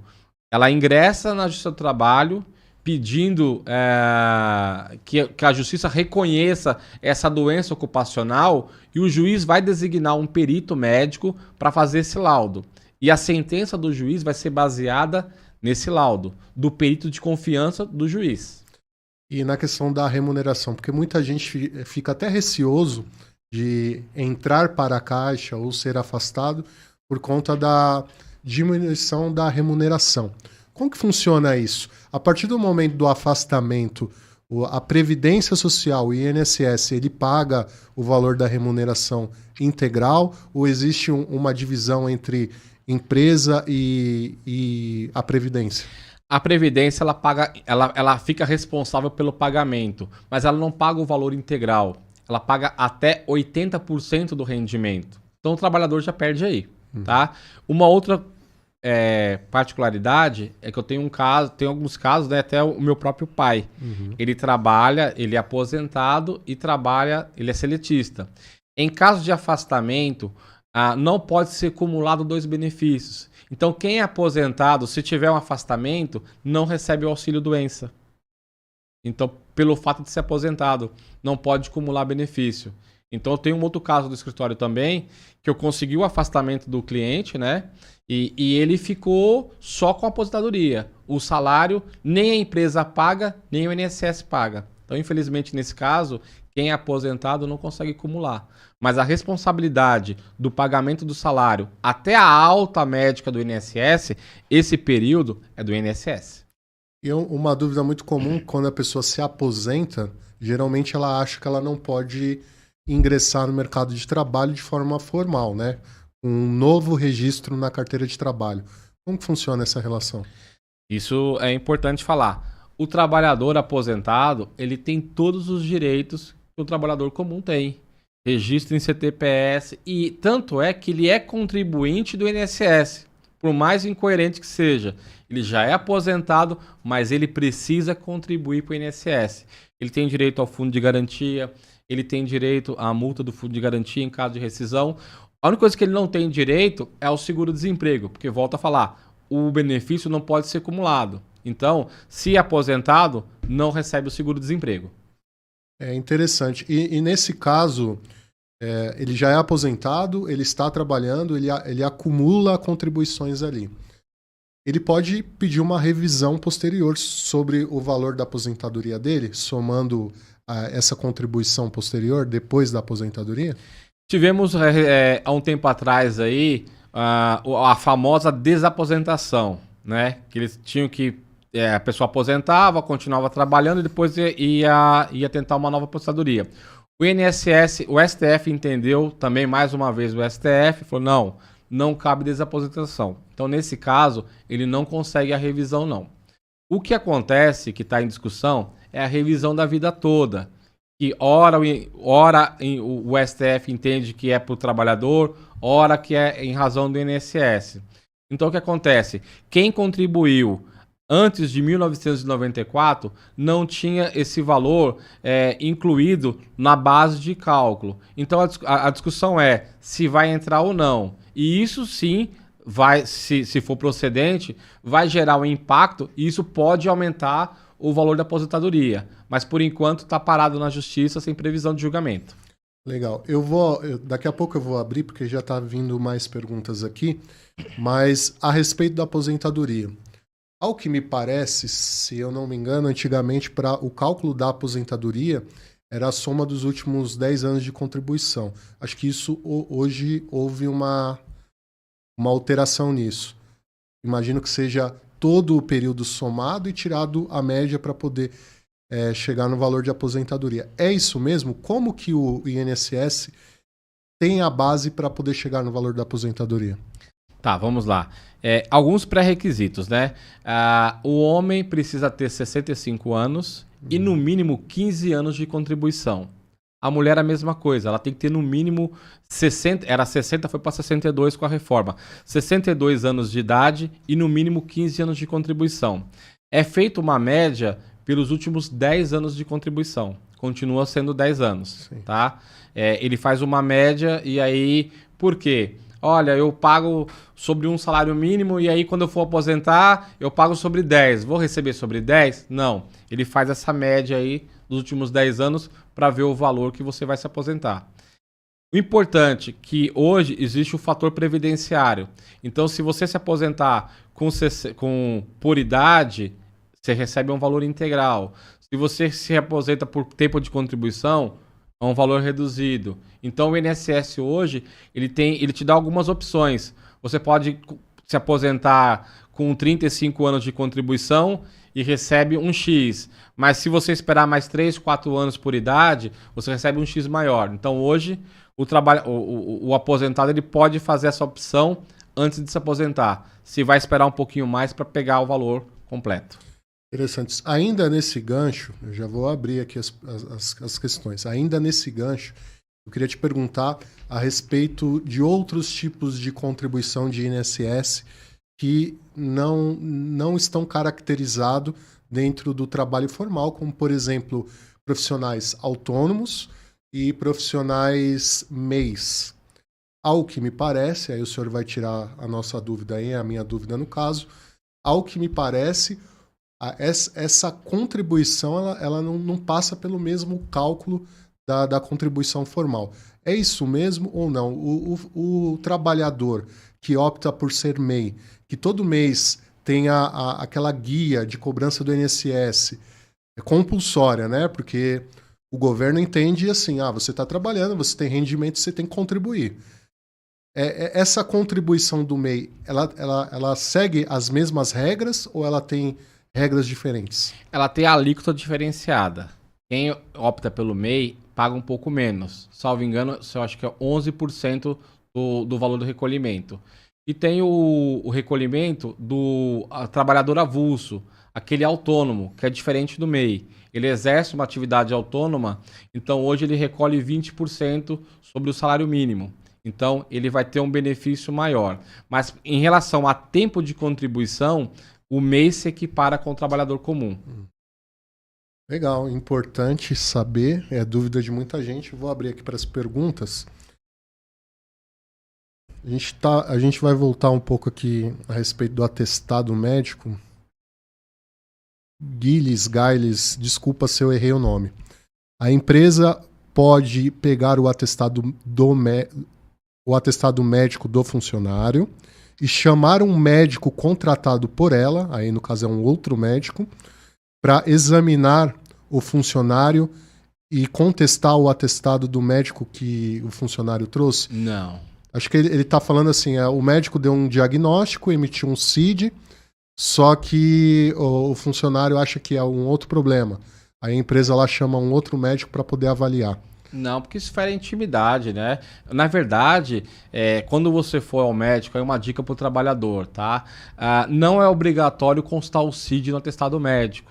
tá? Então você pode pedir para o seu médico, olha, eu não quero que conste o CID, porque fere a intimidade, né? Ó, estou doente, tá aqui o atestado. O que que você tem? É uma coisa, às vezes é uma coisa pessoal, às vezes é uma doença íntima, né? Que não é, pô, tá sabendo lá, olha, o fulano tá afastado, tá com sífilis, coitado. Tá com hemorroida. Tá com hemorroida, né? Tá afastado lá 5 dias aí, ó. Então, assim, é constrangedor. Então, tudo que gera constrangimento ao trabalhador, né? Tudo que gera constrangimento tem que ser evitado. Então, todo atestado. Doutor, e o médico não pode se recusar, tá? Tem isso também. Ah, eu vou colocar o CID. Não, o senhor não pode. Se eu não quero, o senhor não coloca. Eu não quero que o senhor coloque o CID. A mesma coisa, eu tô com crise de ansiedade. Aí vai chegar no trabalho com crise de ansiedade, tá com mimimi, tá com frescura, né? Bobeira. Então, assim, a privacidade, né? Também é um direito personalíssimo. Então, precisa ser preservado e respeitada a privacidade do trabalhador. Bom, vamos lá, tem mais uma pergunta aqui da Jaine Couto. Pedir para ser mandado embora. Agora, meu ex-patrão está pedindo os 40% de volta. O que devo fazer? Isso é crime. Cuidado com isso. Isso não existe, tá? Existiu, e é uma prática muito comum, né? Sim. A gente volta. Olha, vamos fazer um acordo? Vamos. O senhor me manda embora, eu pego o seguro-desemprego, saco o fundo de garantia e eu te devolvo a multa. Sim. Isso era muito comum. Isso é uma fraude contra o fundo a Caixa Econômica, né? É fraude contra o INSS, é crime, tá? Então, assim, se o Ministério do Trabalho tiver ciência, vai autuar a empresa. Então, não existe isso. Aí, a reforma trabalhista em 2017, ela trouxe uma previsão legal para acordo. Olha, quero ser mandado embora, não vou mandar você embora. Como é que eu faço? Hoje é o seguinte, a empresa paga uma multa de 20%. Então, olha, vamos fazer um acordo? Vamos. Eu quero ser mandado embora e você me manda embora? Mando. Então, ao invés da empresa pagar uma multa de 40%, a empresa paga 20% de multa. Nesse caso, ele não consegue sacar o seguro-desemprego e também não tem o aviso prévio. Mas, às vezes, é vantajoso para o trabalhador, né? Porque, olha, eu não pedi demissão e também consegui sacar o fundo de garantia, mas com uma multa menor. Prevendo essas situações que aconteciam, a lei foi lá e instituiu essa previsão. Então, assim, é possível fazer um acordo, mas desde que seja um acordo previsto em lei. Então, esse negócio aí, olha, fiz um acordo com a empresa, devo devolver o fundo de garantia? Não deve fazer esse acordo. Mas eu vou dar não sei se eu devo falar isso aqui, mas eu vou falar. Se você pegou a multa, não devolve não. Isso é errado. É seu. Tá Só uma correção aqui do INSS. A alíquota, né? Do INSS é de 12% e do MEI 5%. Então, a diferença é na alíquota de arrecadação. Só uma correção aqui. Já. Ok. Voltando um pouquinho aqui para o trabalhista, existem alguns adicionais ao salário, né? Por exemplo, a periculosidade e a insalubridade. Eu queria que o doutor explicasse qual que é a diferença, né? Porque tem muita gente que confunde. Qual a diferença do adicional de periculosidade para a que se aplica? Se puder citar alguns cargos que se aplica, e a questão da insalubridade também. Então vamos lá. Para ficar bem fácil, insalubridade, ó, parece com saúde. Insalubridade parece com saúde. Quando você tem acesso a agentes nocivos à sua saúde, toda vez que você tiver acesso a isso, será insalubridade. Então, olha, eu trabalho num consultório dentário. Lá eu tenho contato com sangue, eu tenho contato com dente, eu tenho contato com saliva. E são agentes nocivos que podem prejudicar a minha saúde. Então, eu vou receber a insalubridade. Olha, eu sou coletor de lixo. Então, eu pego em materiais, né, de diversas coisas que podem trazer problemas à minha saúde. Então, nesse caso, eu vou ganhar a insalubridade. Olha, eu lavo o banheiro, né? Eu lavo o banheiro de grande circulação de pessoas. Então, nesse caso, quem lava banheiro com grande circulação de pessoas está expondo a sua saúde a esses agentes. Então, ela vai receber a sua insalubridade. Como é calculada essa insalubridade? A lei define em 3 graus. grau leve, médio e o e alto, né? Então, a insalubridade tem uma divergência aí. Por quê? Porque não tem um parâmetro, né? Não tem um parâmetro para poder fixar a insalubridade. A insalubridade, ela é fixada pelo salário mínimo. Então, grau leve tem 10% de insalubridade e aí você vai ganhar 10% sobre o salário mínimo, acima da sua remuneração. Se o grau for médio, 20%, e se for um grau máximo, 40% de insalubridade. Então não é sobre a base salarial. Não é sobre a base salarial. É sobre o salário mínimo. Agora, a periculosidade, nós lembramos de perigo. Eu estou expondo a minha vida em perigo. Na insalubridade, eu estou expondo a minha saúde. Na periculosidade, o negócio é mais sério. Estou colocando em risco a minha vida. Então, eu trabalho com eletricidade. Num poste, a chance de eu tomar um choque e morrer é grande. Eu trabalho num posto de gasolina. A chance de explodir isso aqui é grande. Eu trabalho como vigilante armado, né? A chance de ter algum contratempo aqui é grande. Tudo que coloca em risco a minha vida, eu vou receber um adicional de periculosidade.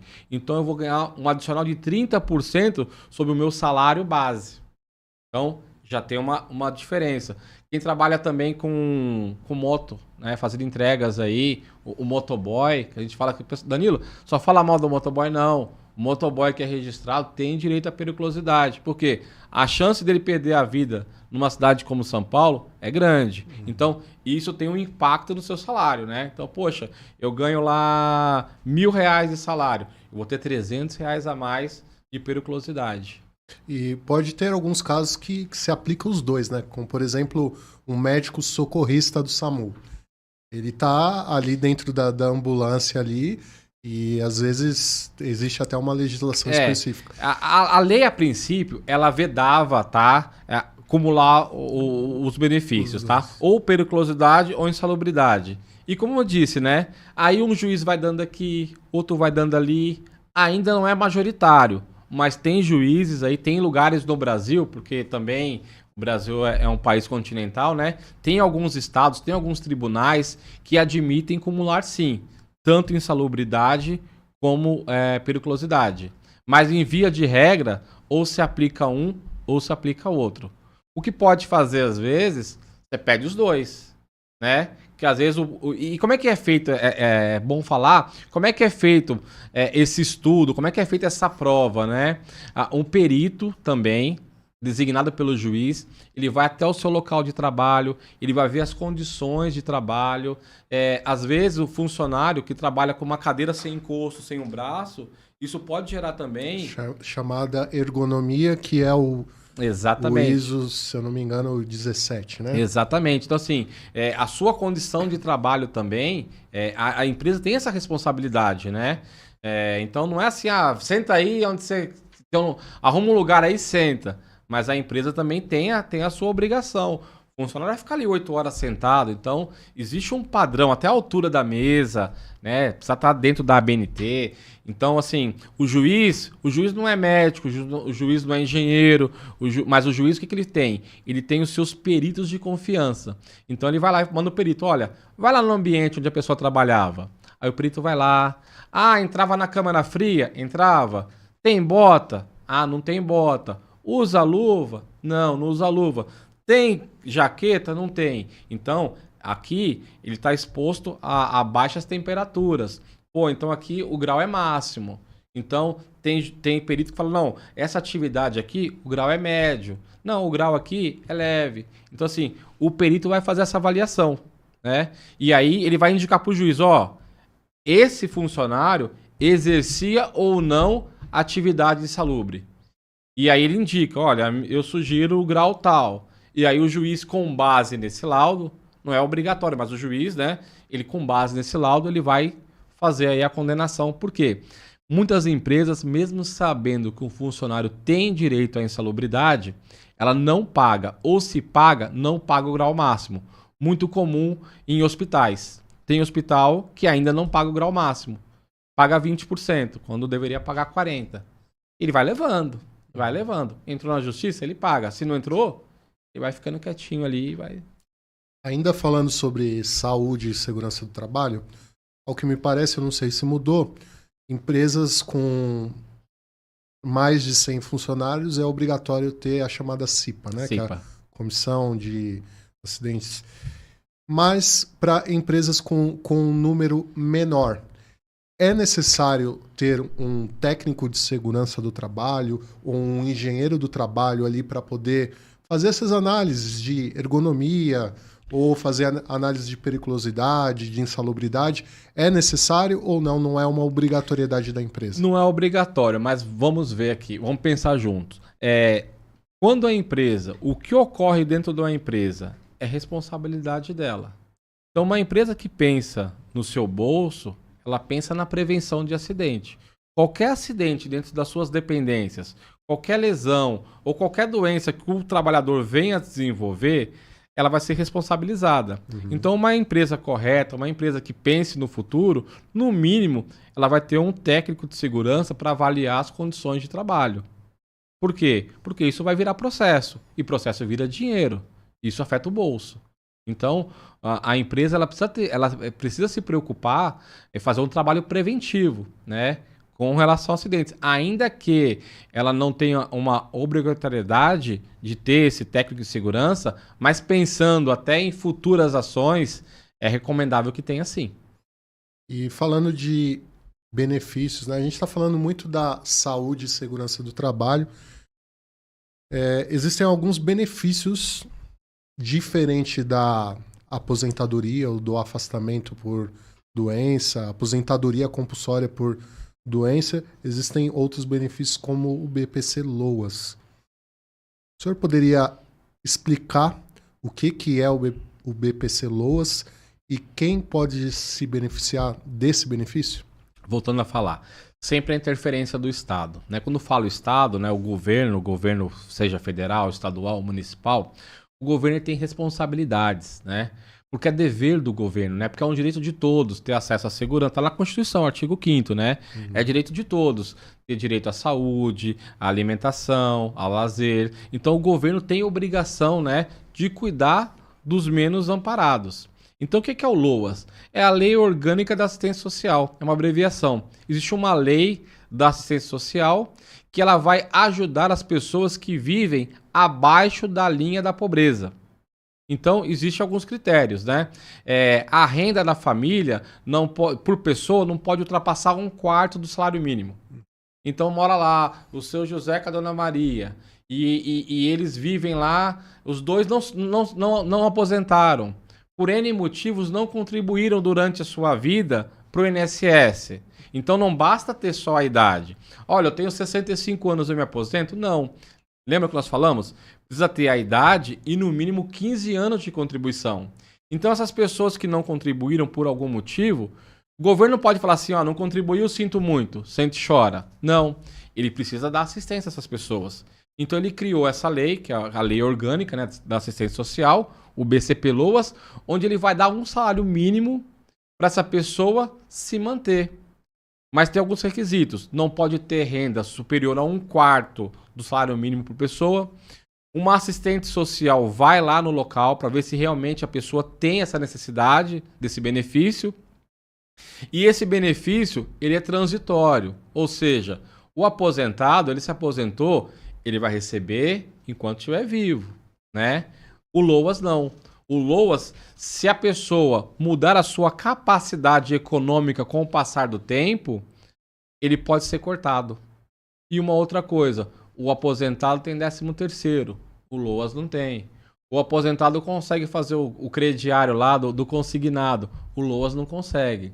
Então, assim, em que pese, um exemplo, seja o mesmo salário mínimo, né, ele é mais restrito. E ele requer o quê? Ele requer sempre visitas da assistente social. E se a assistente social chegar lá na casa, ver uma TV de 75 polegadas, ver lá uma geladeira aqui, aquela cinza que abre e fecha, ele pode cortar esse benefício. Então, assim, o LOAS, né, é para tirar as pessoas abaixo da linha da pobreza. E são pessoas que não têm condição de trabalho. não tem condições de trabalho. E se ela voltar à condição de trabalho... Automaticamente é cortado. Hoje o sistema é todo integralizado, né? Então, ou mesmo não pode ser cumulativo. Olha, a pessoa recebe o Bolsa Família. Então, cruzou o sistema lá, recebe Bolsa Família, não pode receber LOAS. E isso vira e mexe, tem operação pente fino, vamos ver, chega a assistente social e vai verificar, aqui mora fulano, e às vezes a pessoa omite, né? Não, eu moro sozinho na casa e não tenho renda. Aí chega lá, tem 2 filhos que trabalham, moram lá, a assistente social vai lá fazer o relatório e vai ser cessado esse benefício. Bom, existem alguns casos, por exemplo, se a gente for falar de FGTS ainda, o FGTS você só pode sacar depois que você sai do vínculo de trabalho. Porém, existem algumas exceções, que são doenças terminais, no caso de AIDS e câncer, e no caso de financiamento habitacional. São as únicas exceções.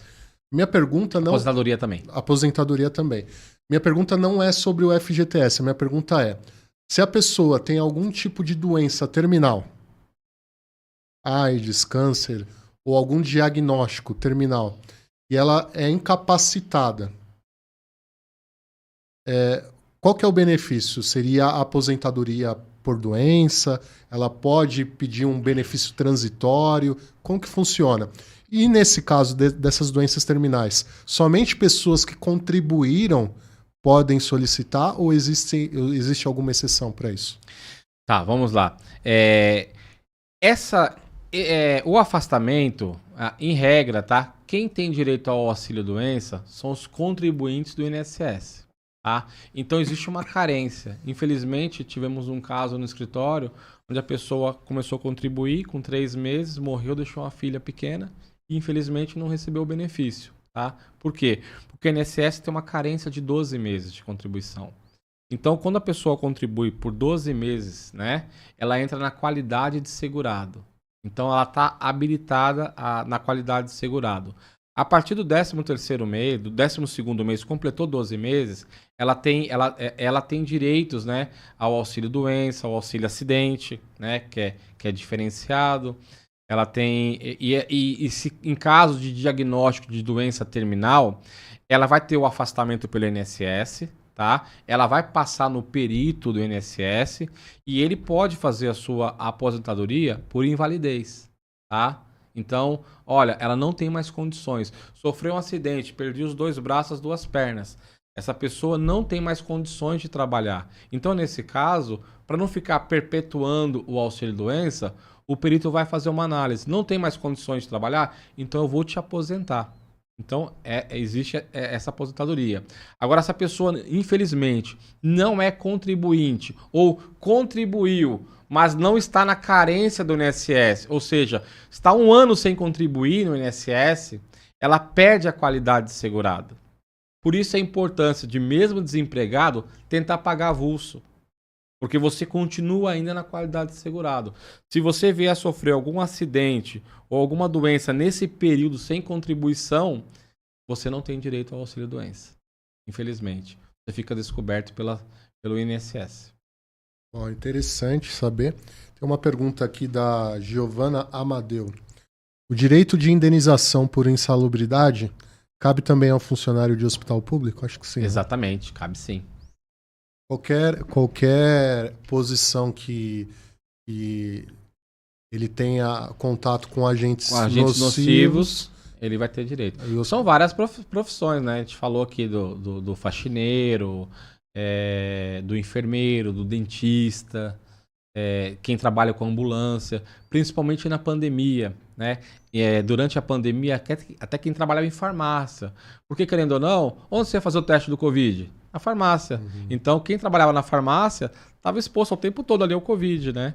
Então, pessoal que trabalha em frigorífico, ambiente muito frio. Muito frio. Ou muito quente também, né? Em caldeiras, né? É tudo aqui que coloca em risco a sua saúde, ou ambiente muito frio ou muito quente, né? É nocivo à saúde. Barulho muito alto, né? Trabalho numa fábrica, barulho muito alto. Cara é DJ.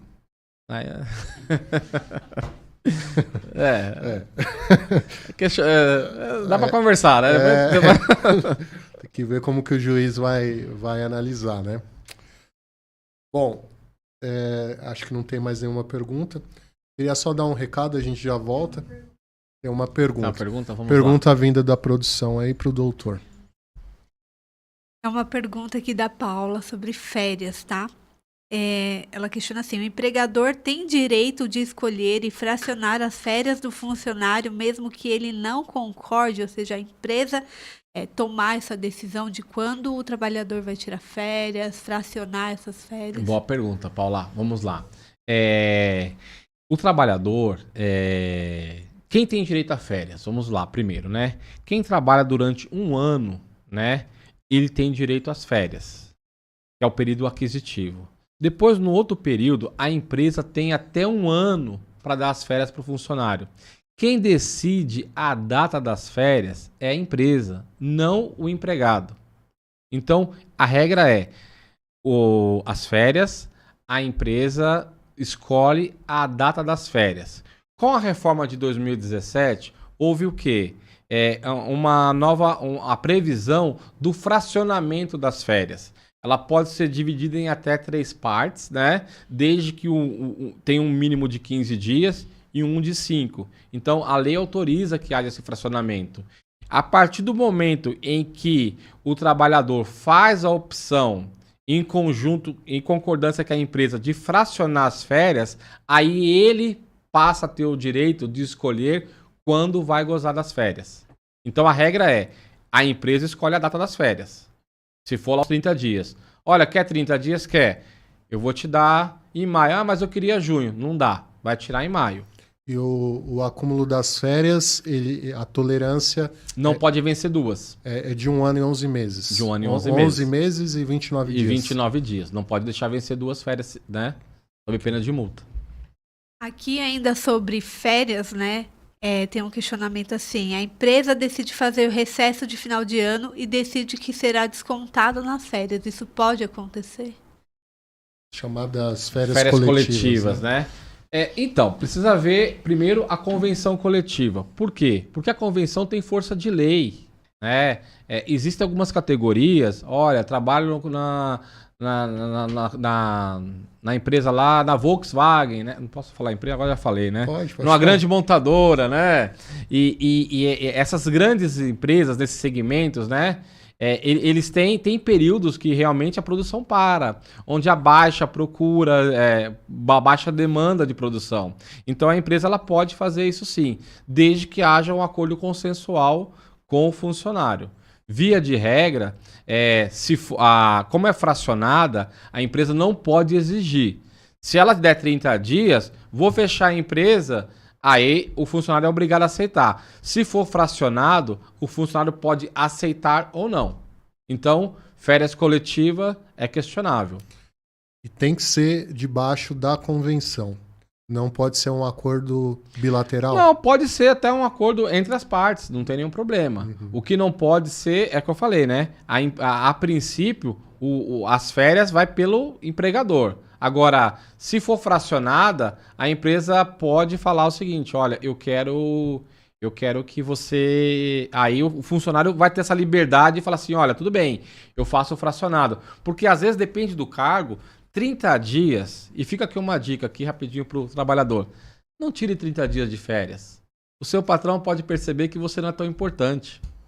Fica a dica. Então, 30 dias fora do trabalho é muito tempo, né? No mercado tão competitivo como o nosso, tira 15 dias, tira 10, né? Agora, 30 dias, ficar muito tempo longe, né? Eu não aconselho, não. Então, assim, se for fracionado, dá para negociar entre as partes. Legal. E no caso de acúmulo, né? O senhor já falou que não pode ter 2 férias acumuladas, não podem ser de 1 ano, 11 meses e, no caso, 30 dias, porque aí já daria os 24 meses. Se isso acontecer, imagino que a empresa pague uma multa, né? Tem uma multa. Então, volta lá sempre o STF. Gente, é sempre o STF se metendo em tudo. E se meteu de novo nessa vez. O que acontece? A empresa tem que pagar as férias 48 horas antes do início dela, tá? Então, eu vou entrar de férias, na segunda-feira, a empresa tem que pagar as férias sexta-feira, antes de começar as férias. Tem empresa que faz o seguinte, olha, entrou de férias, daqui 5 dias eu te pago. Então, existia uma previsão de multa em dobro. Então, esse atraso no pagamento das férias, o STF entendeu que essa multa não é devida. Agora, em relação a 2 férias vencidas, ainda permanece. Venceu 2, ganha mais uma. Dobra ela. Recebe em dobro. É mais um salário, né? Mais um salário. Mais uma férias, na verdade, né? Mais uma férias. Mais uma férias. E as férias, ela tem um acréscimo, né? De 30... um terço constitucional. Então é o teu salário. Como é que eu calculo as férias, né? Pega o teu salário, divide por 3 e soma o seu salário. É o valor das férias. É importante falar também que pessoas que são comissionadas ou que têm algum acréscimo, isso soma na base salarial e a pessoa, quando ela tira as férias, 1/3 é sobre a base salarial. Exatamente, é sobre o salário base. Então, comissão, gratificação, que às vezes eles tentam burlar como prêmio, né? Mas toda a sua remuneração, né? A soma de todos os todas as somas de rendimentos, isso vai ser base de cálculo do fundo de garantia, das férias e do 13º. Legal. Existe dentro da Previdência, a gente falou do LOAS, né? Existe algum benefício que o senhor tenha conhecimento que não é tão divulgado, que porventura o grande público não tem acesso? Ou a gente já falou da maioria desses benefícios? Olha, o grande público não, mas é o auxílio reclusão, né? Ah, mas vai dar dinheiro pro preso. Vamos lá, sem julgamento, né? O cara é trabalhador, tá? Vamos olhar friamente, esquece o crime. Ele é contribuinte do INSS, tá? Ele está trabalhando e contribuindo com o INSS. Ele foi preso, tá? Não importa o crime, tá? Ele está na qualidade de segurado. Se ele sofreu um acidente e morrer, ele está na qualidade de segurado. Os seus dependentes não vão ter direito ao seu benefício? Sim. Uma vez preso e estando dentro do seu da qualidade de segurado, os seus dependentes também receberão o auxílio reclusão. Então, mesmo... mas não é justo. Uma outra história, tá? Tá preso, não deveria ter salário. É uma outra história. Mas, se for contribuinte e for preso, né, tem direito ao auxílio reclusão. Ao que me parece, o auxílio reclusão ele é maior do que o salário mínimo. É isso mesmo? Qual que é o valor do auxílio reclusão e qual que é a base de cálculo? A base de cálculo é o salário. Então, assim, necessariamente depende de quanto a pessoa contribuía, de quanto recebia. Então, ele pode ser maior que um salário mínimo, sim. Mas aí é aquela coisa, sem querer ser o justiceiro, né? O coitadinho ganha um salário mínimo. Mas se ele ganhava 5 mil, se ele pagava imposto sobre contribuição sobre 5 mil, né? E se ele cometeu um crime e foi preso, se ele tem direito à pensão em caso de morte, ele tem direito também ao auxílio reclusão. Sendo justo ou não justo, mas é o que diz a lei. Interessante. Eu só vou dar um recado aqui, doutor, aí a gente vai voltar para falar até sobre a pensão, que acho que é algo importante também. Perfeito. Bom, esse é o momento empreendedor. Então, caso você tenha alguma empresa, algum projeto, alguma startup, algo ainda embrionário e que você esteja buscando algum tipo de investimento e queira fazer a apresentação desse projeto aqui conosco, nós vamos fazer o link entre o dono do projeto, o dono da startup, o dono da pequena empresa com o investidor. E aí fazer com que vocês dois se conversem. Se houver alguém nesses moldes, a gente vai trazer aqui para que seja feito a apresentação do projeto e a partir daí a gente conseguir fazer a união do projeto com o investidor. Quem tiver interesse é só procurar o Instagram do programa, mandar o direct lá, ou então enviar um e-mail, que é omundointeligentepodcast@gmail.com. E para continuar aqui, doutor, vamos falar um pouco sobre essa questão da pensão. A pensão, quem pode ter o direito? Eu acho que se assemelha um pouco o que o senhor falou a respeito do direito do auxílio reclusão. Como que funciona a questão da pensão? Quem pode solicitar? Qual que são os moldes aí? Houve também uma reforma recentemente, né, em relação à pensão. Era muito comum nas novelas, né, o senhorzinho lá de 90 anos casava com a menina de 18, ele morria e ela ficava a vida inteira com a pensão dele, né? Sim. Hoje não é mais possível, né? Hoje, a viúva, ela recebe, dependendo do caso, 60% do valor da pensão, tá? Por quê? O INSS também, com o aumento da expectativa de vida, na década de 50, a expectativa de vida do brasileiro era de 68 anos. Hoje, a expectativa de vida é de 72.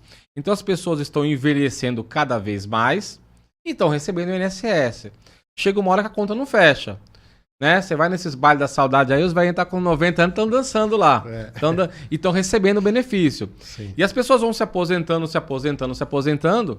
e às vezes a pessoa passa aí, se aposenta com 50 anos e vai até os 90. Então ela se aposentou com 50, mas vai viver 40 anos às custas, entre aspas, né, do INSS. E aí gera um rombo, por quê? Não arrecada tanto e paga muito. Então começaram-se as reformas. Então, olha, considerando sempre o mínimo é o mínimo, mas o cara tinha uma aposentadoria de 5 mil reais.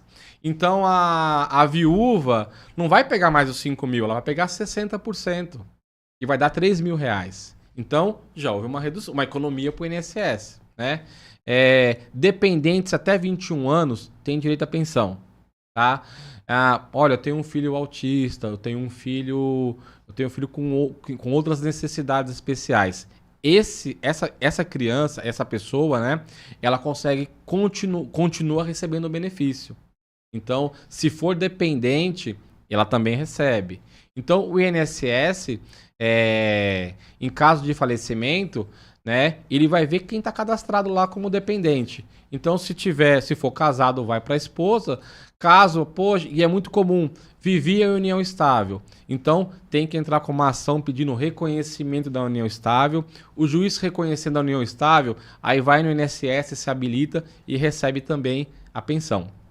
Lembrando que hoje se limita a 60% do valor que a pessoa recebia.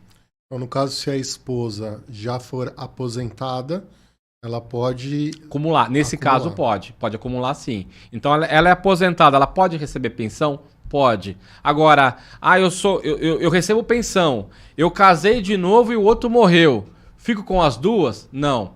Aí você pode escolher a de maior valor. Mas você não pode ficar com as duas pensões. Então, que é comum. A pessoa ficou viúva, foi lá e casou. E por mais uma tristeza, perdeu. Já enterrou mais um, né? E aí vou ganhar duas, então? Não pode ficar com duas, né? Então ela vai escolher uma, geralmente a de maior valor, e abre mão da outra. No caso da questão da união estável ou até do casamento mesmo, independe do sexo, né? Independe do sexo. Então, declarando a união estável, homem com homem, mulher com mulher e outros, né, nomes aí, que é nomenclatura que a gente nem conhece mais. Independente. Vivia perante a sociedade como marido e mulher, é a união estável. Então, como você se apresenta, né? Às vezes você chega assim, e namoro? Namoro, hoje existem contratos, né, para namoro. É importante isso aí. Porque às vezes a pessoa nas redes sociais, né, posta lá, mulher da minha vida, meu fechamento, e tá lá, é mulher, vive com marido e mulher. Sim. Aí ganha na Mega Sena, veja bem, era só um namoro, que nem o rapaz que ganhou o Big Brother aí, né? Falou, namoro, vou ganhar pra nós, né? Mudar nossa vida. Aí depois, quando ganhou, eu tive um relacionamento, nós estamos nos conhecendo, né? Então muda tudo. Então é importante, se realmente vive em um relacionamento de união estável e não queira casar, vá até o cartório, é bem simples.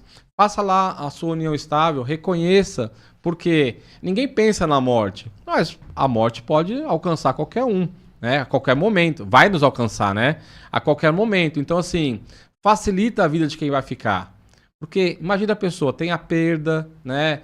A perda emocional, e aí depois tem que ficar brigando com a família. Não, era solteiro, não era solteiro. E às vezes, quando envolve dinheiro, aí muda todo o cenário, né? Às vezes a família sabe que era união estável, mas não quer dar o direito. Ou a pessoa não tinha, mas quer pegar a pensão e fala que tinha. Então, o ideal é que faça tudo documentado. Tá, e mudando um pouco de assunto, no caso de processo trabalhista. Antigamente, o ônus da prova, o trabalhador entrava com processo, o ônus da prova era todo do empregador. Ao que me parece, existe uma pequena mudança aí, que se caso o funcionário ele acusa a empresa de algo que ela não cometeu, ele, no caso, pode ser responsabilizado, processado. É isso mesmo? Como que funciona essa questão do processo trabalhista em si? É muito importante, porque assim, alguns colegas às vezes não entendem o ônus da prova. E o ônus da prova é muito importante na hora de distribuir o processo, né? Então, via de regra, o ônus da prova é de quem alega, tá? Então eu falo, olha, eu vou na polícia, olha, o fulano me bateu. Então eu tô acusando, né? Ó, fulano me bateu e eu tenho que provar. Então eu tô alegando. Agora, o entendimento é o seguinte, quando você apresenta um fato modificativo de direito, você atrai para si o ônus da prova. Então, existem algumas matérias que o ônus da prova é do trabalhador e existem algumas matérias que o ônus da prova é da empresa ainda. Por exemplo, hora extra. Então, a empresa que tem até 20 funcionários, ela não é obrigada a registrar o cartão de ponto. Então, eu tenho 20 funcionários. Sou obrigado a bater ponto? Não é obrigada. Tenho 21 funcionários? É obrigado. Então, se eu ingressar com uma ação contra a empresa pedindo hora extra, se ela tem 20 funcionários, no dia da audiência, eu vou ter que provar que fazia hora extra. Agora, se tiver 21 funcionários, no dia da audiência, a empresa vai ter que apresentar o cartão de ponto e provar. Ele não fazia hora extra. Então, viu a inversão do ônus da prova? Uhum. Então, olha, hoje eu fiz uma audiência, né, que a pessoa queria o vínculo empregatício. Olha, eu trabalhei sem registro lá. O ônus era dela. Se eu falar assim, não, essa pessoa nunca trabalhou para mim, o ônus continua com ela. Se eu falar assim, não, trabalhou, mas não era trabalho, era freelancer. Aí o ônus vem para mim.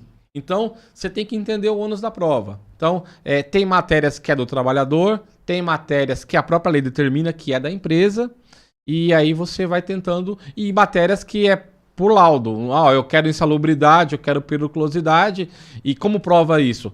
Através do laudo pericial.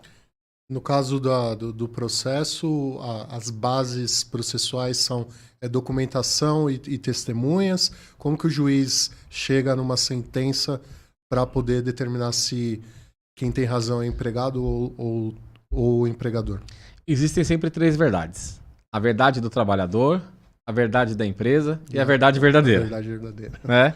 Então, assim, o juiz ele é muito sensível, né, a todos os fatos, porque além de ser altamente qualificado, a pessoa que estudou muito, ele está ali o dia inteiro sentado, um monte de gente mentindo para ele. Uns querendo ganhar e outros querendo não pagar. Então o juiz, por si só, ele tem a expertise do dia a dia. Então ele pega rápido, né? Se a pessoa está mentindo, se tem coerência. Olha, trabalhava, que horas trabalhava? Das 6 da manhã à meia-noite. Todo dia, de domingo a domingo. Ninguém trabalha das 6 da meia-noite, todos os dias, domingo a domingo, né? Então, assim, o processo, e ele é regido pelo princípio da verdade real, né? Então, o juiz, por isso que eu falei no começo, pouco importa o que está no contrato de trabalho. O juiz, ele vai querer analisar o quê? Os fatos. Como é que era? E aí, num bate-papo com o reclamante, ele vai levando ali. Como é que era no seu trabalho? O senhor entrava lá? Como é que era que o senhor batia o ponto? Eu anotava. Mas quando o senhor anotava, saiu um papelzinho? Saía. Mas o horário estava correto? Estava correto. Então, e na hora do almoço? O senhor fazia uma hora de almoço? Fazia. E como é que era? Batia o ponto? Batia. Então, ele vai tirando perguntas ali do empregado e depois vem o preposto da empresa. Olha, quantos funcionários tem na empresa? Tem 10. Aí ele vai lá, acessa lá o CAGED, lá tem o acesso a tudo. Tem 30 funcionários registrados. Espera um pouquinho. Eu quero ver o cartão de ponto. Ele vê lá. Mas o cartão de ponto tá correto? Tá correto. Então assim, mas aqui não fala que o senhor fazia hora extra. Às vezes não fazia. Então assim, ele vai com a expertise dele, né? Vai tirando informações. Existem provas documentais, né? Olha, como é que era o pagamento? Pagava em dinheiro? Pagava em dinheiro. Como é que se prova isso? Extrato bancário. Eu não era registrado. Mas ele te pagava? Pagava com o quê? Com Pix. Não, hoje o Pix é a maior prova de tudo, né? Uhum. Todo dia 5 tá lá, Pix recebido da empresa. Pix, Pix, Pix, Pix. Então, isso prova. Hoje, é até uma novidade, né? A justiça está admitindo até a geolocalização. Então você vai lá no Google, faz a sua geolocalização, junta no processo e lá prova, olha, eu estava naquele local todos os dias, de tal hora a tal hora, de tal hora a tal hora. Então é um meio de prova. Então o processo é feito por provas, né? Quem pode mais, para menos. É isso. Tem mais alguma pergunta? Nós temos as nossas últimas perguntas aqui. O pessoal bastante dúvida assim na questão de horário de trabalho, né? Então aqui o Fábio pergunta se o colaborador pode ficar uma semana sem folga para cobrir um dia de banco de horas que está devendo. Então acredito que seja esse funcionário tem uma folga, né? Teve uma folga ali e depois trabalhou direto sem folga para poder cobrir. Não pode trabalhar. O que acontece? Hoje, a regra, tá? São 44 horas semanais de trabalho. Então, o trabalhador não pode exceder as 44 horas semanais ou 8 horas diárias. Ainda que tenha banco de horas, ela não pode ultrapassar a 2 horas diárias. Então, ele precisa ter o descanso remunerado. Então, não dá para falar assim, ó, você vai trabalhar, essa semana você não tem folga. Então, isso não existe, tá? O que algumas empresas fazem, né, é a escala 6x1. É uma maneira legal de dividir, né, aí a carga horária e aí não dá folga para o funcionário, mas trabalha 6 dias, folga 1. Agora, os 7 dias consecutivos não pode. Agora, uma dica muito importante aqui para as trabalhadoras, posso dar? Claro. Decisão do STF. Mulher não pode trabalhar 2 domingos seguidos. Então, trabalha na escala. Escala 5x2, 6x1, trabalho... Não pode. Mulher precisa folgar um domingo sim, um domingo não.